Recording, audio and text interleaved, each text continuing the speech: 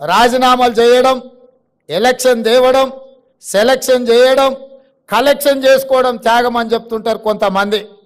మీ election, selection, collection 2001 నుంచి 2014 వరకు ఎన్నోసార్లు తెలంగాణ ప్రజలు చూశారు. ఏమి లేనోళ్ళు, రబ్బర్ చెప్పులు లేనోళ్ళు, టీవీలు వచ్చినాయి, పేపర్లు వచ్చినాయి, ఫామ్ హౌస్లు వచ్చినాయి, బంగళాలు వచ్చినాయి, జూబ్లీస్లో ప్యాలెస్లు వచ్చినాయి, గజ్వెల్లో వందలాది ఎకరాల ఫామ్ హౌస్లు వచ్చినాయి. మరి త్యాగాలు చేస్తే కొండా లక్ష్మణ్ బాపూజీ గారి లాగా లేకుండా మీరెందుకు ఇట్లా వేలాది కోట్ల రూపాయల ఆస్తులు వచ్చినాయో, మీ త్యాగానికి కొండా లక్ష్మణ్ గారి త్యాగానికి ఉన్న తేడా ఈరోజు తెలంగాణ సమాజం గమనించాలి. త్యాగానికి మారు పేరు, పదవిని తృణపాయంగా తెలంగాణ రాష్ట్రం కోసం త్యాగం చేసింది కొండా లక్ష్మణ్ గారు. పదవులను అడ్డం పెట్టుకొని ఎన్నికలు, ఉప ఎన్నికలు తీసుకొచ్చి ఎన్నికల్లో సెలక్షన్స్, కలెక్షన్స్ చేసుకొని బాగుపడ్డోళ్ళు ఎవరో తెలంగాణ సమాజం నిశ్చితంగా గమనిస్తూనే ఉంది. కాబట్టి త్యాగం అనే పదం మీకు సూట్ అవ్వదు. త్యాగం అంటే కొండా లక్ష్మణ్ గారు. కొండా లక్ష్మణ్ గారిని తెలంగాణ సమాజం ఎప్పటికీ గుర్తుపెట్టుకుంటుంది.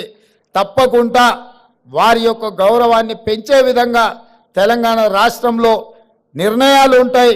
ఈ ఇండియన్ ఇన్స్టిట్యూట్ ఆఫ్ హ్యాండ్లూమ్ టెక్నాలజీకి కొండా లక్ష్మణ్ బాపూజీ గారి పేరు పెట్టుకుందామని చెప్పి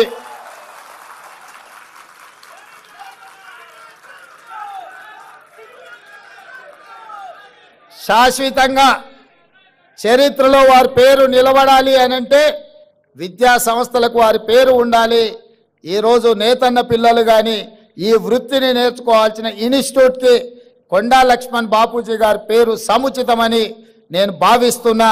మా అధికారులకు, మా మంత్రి గారికి నేను ఆదేశాలు ఇస్తున్న వేదిక మీద నుంచి తక్షణమే దీనికి సంబంధించిన జీవోను విడుదల చేయండి.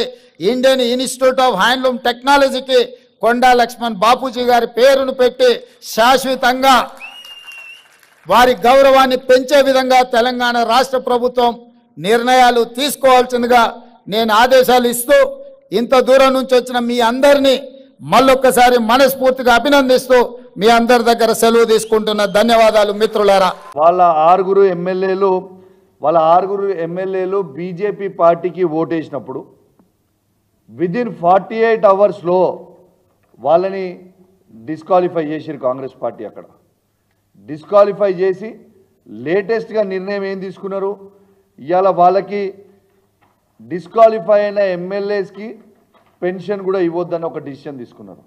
మరి అక్కడ కాంగ్రెస్ పార్టీయే, ఇక్కడ కూడా కాంగ్రెస్ పార్టీయే కదా. మరి డబుల్ స్టాండర్డ్స్ ఎందుకు మెయింటైన్ చేస్తూ ఉన్నారని చెప్పి నేను అడుగుతా ఉన్నాను. హిమాచల్ ప్రదేశ్లో ఏమో డిస్క్వాలిఫై చేస్తారు, కర్ణాటకలో ఏమో కాపాడుకుంటారు, తెలంగాణలో ఏమో ఇన్సెంటివ్స్ ఇచ్చి జాయిన్ చేసుకుంటారు. ఇది వీళ్ళ పరిస్థితి. ఇవాళ మొత్తము భారతదేశం మొత్తం కూడా ఇవాళ రాహుల్ గాంధీ గారిని చూస్తూ ఉన్నది. ఇది ఇక్కడ ఉన్న సీఎం గారికి క్యారెక్టర్ లేదని మొత్తం ఎట్లా తెలిసిపోయింది, క్యారెక్టర్లెస్ ఫెలో అని. కానీ ఇవాళ రాహుల్ గాంధీ గారు మీ క్యారెక్టర్ మీద ఇంపాక్ట్ అయ్యే విధంగా ఇవాళ ఉంటుంది. ఇవాళ భారతదేశం మొత్తం కూడా ఇవాళ మీ వైపు చూస్తూ ఉన్నారు, రేపు మీరు ఏం చేయబోతారు అని. ఇవాళ రాహుల్ గాంధీ గారు రాజ్యాంగం బుక్ పట్టుకొని తిరుగుతూ ఉన్నారు ఎక్కడ పోయినా. ఇలా దాంతోపాటు వాళ్ళ డిఫెండింగ్ ద కాన్స్టిట్యూషన్ అని వాళ్ళ మేనిఫెస్టో పెట్టిర్రు. ఇవాళ సెంట్రల్ గవర్నమెంట్ మేనిఫెస్టో ఇది పెట్టినప్పుడు కాంగ్రెస్ పార్టీ మొన్న పేజ్ నెంబర్ 22లో క్లియర్గా 13th పారాలో ఏం రాసిరో వాళ్ళది ఒక్కసారి చదివి వినిపిస్తాం. We promise to amend the 10th schedule of the Constitution and make defection, leaving the original party on which the MLA or MP was elected, and automatic disqualification of the membership in the Assembly or Parliament. అనేది తీసుకొస్తామని రాహుల్ గాంధీ గారు స్వయంగా తన నోటితోనే చెప్పింది కూడా మరొకసారి గుర్తు చేస్తా ఉన్నాను.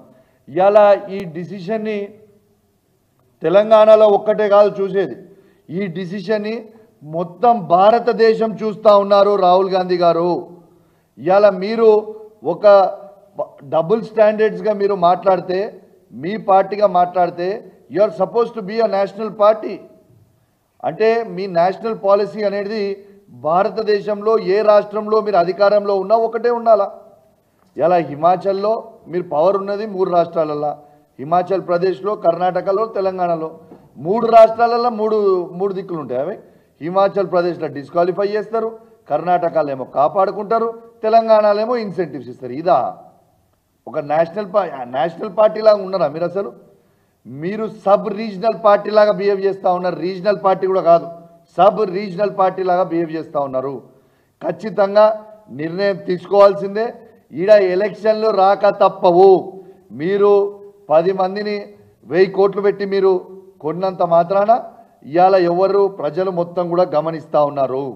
ఇవాళ రేవంత్ రెడ్డి గారు సంపాదించిన అవినీతి సొమ్ముతోని ఇవాళ మా 10 మంది ఎమ్మెల్యేలను ఒక్కొక్కరికి 100 కోట్ల రూపాయలు ఇచ్చి ఇవాళ వాళ్ళని కొన్నరు. ఖచ్చితంగా మీకు ప్రజలు రేపు బై ఎలక్షన్స్ రాక తప్పదు. ఈ బై ఎలక్షన్లు వచ్చినప్పుడు మీరు ఓడిపోవడం ఖాయం. ఇలా దానం నాగేందర్ గారు పెద్ద పెద్ద మాటలు మాట్లాడండి. దానం నాగేందర్ గారు మొన్న మాట్లాడుతూ ఆ రోజు నన్ను అన్నాడు, నిన్ను హైదరాబాద్ రోడ్ల మీద తిరగనీయమన్నావు.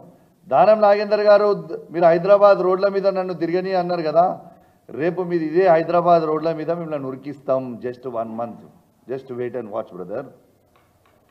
1 monthలో ఉరికిస్తాం. మీరు ఖచ్చితంగా పాజిటివ్గా డిసిషన్ తీసుకుంటారని స్పీకర్ గారు కూడా ఖచ్చితంగా మేము రిక్వెస్ట్ చేస్తూ ఉన్నాం. మీరు పాజిటివ్గా డిసిషన్ తీసుకోవాలని నేను కోరుతా ఉన్నాను. ఎందుకంటే ఇవాళ కాంగ్రెస్ పార్టీకి కోట్ల మీద గౌరవం ఉన్నదా లేదా అనేది కూడా ఇలా మొత్తం కూడా తెలిసిపోతుంది. దీంతో ఈ 4 వారాలల్లో ఖచ్చితంగా ఈ 4 వారాలల్లో డిసిషన్ తీసుకోవాలని ఇలా నేను విజ్ఞప్తి చేస్తూ ఉన్నాను. ఇలా నిజంగా డిసిషన్ తీసుకోకపోతే కోర్టే స్వయంగా చెప్పింది, సుమోటో కింద తీసుకొని మళ్ళా కేసుని రీఓపెన్ చేసి మేము డిసిషన్ తీసుకునే పరిస్థితి వస్తుంది అని ఇలా చెప్పారు. కాబట్టి ఖచ్చితంగా డిసిషన్ తీసుకుంటారని నేను పాజిటివ్గా కోరుతా ఉన్నాను. ఖచ్చితంగా నేను చెప్తా ఉన్నాను, పార్టీ మారిన 10 ఎమ్మెల్యేలకు చెప్తా ఉన్నాను, 101% మీ నియోజకవర్గాలలో బై ఎలక్షన్లు రావడం ఖాయం ఖాయం ఖాయం. మన ఈ 10 నియోజకవర్గాలలో ఖచ్చితంగా మన బీఆర్ఎస్ పార్టీ కూడా కార్యకర్తలు క్యాడర్ అందరూ కూడా మంచిగా అలర్ట్గా ఉండాలి, రెడీగా ఉండాలి. ఖచ్చితంగా ఎలక్షన్లు వస్తాయి. ఖచ్చితంగా మళ్ళా మనము బీఆర్ఎస్ పార్టీ జెండా ఎగిరేపోతా ఉన్నాం. ఆ 10 నియోజకవర్గాలను కూడా మన క్యాడర్కి మొత్తం కూడా తెలియజేస్తూ, మరియు దాంతోపాటు ఇది బీఆర్ఎస్ పార్టీ విజయం. కేసీఆర్ గారి నాయకత్వంలో, కేసీఆర్ గారి ఆదేశాల మేరకు మేము వివేక్ గారు యావత్ బీఆర్ఎస్ పార్టీ మొత్తం నిర్ణయం కూడా తీసుకుని ఇలా కోర్టుల పిటిషన్ వేసినందుకు ఇలా అద్భుతమైన పాజిటివ్ రిజల్ట్ వచ్చినందుకు కూడా కోర్టుకు ధన్యవాదాలు తెలియజేస్తూ ఇదొక బీఆర్ఎస్ పార్టీ విజయం అని కూడా ఈ సందర్భంగా తెలియజేస్తూ సెలవు తీసుకుంటాను. జై తెలంగాణ, జై కేసీఆర్.